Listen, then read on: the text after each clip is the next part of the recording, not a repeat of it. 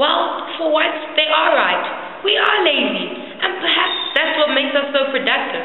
Because when we're lazy, we get inspired to come up with creative innovations and more effective methods so that it requires less human effort.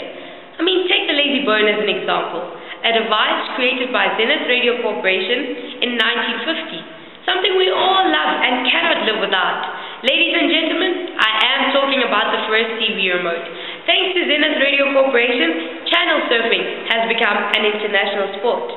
Now this brings me to the point that people think that Generation YOLO has gone MIA but NVM because I'm seriously SMH, just about to lull beyond I am making sense.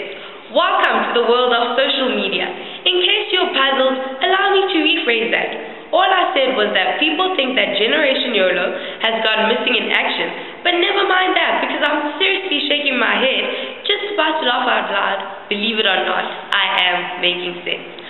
We cannot talk about social media and not mention names like Mark Zuckerberg, the founder of Facebook, or Chad Hurley along with Stephen Chang, the co-founders of YouTube, who became billionaires at age 23, 29, and 28 respectively.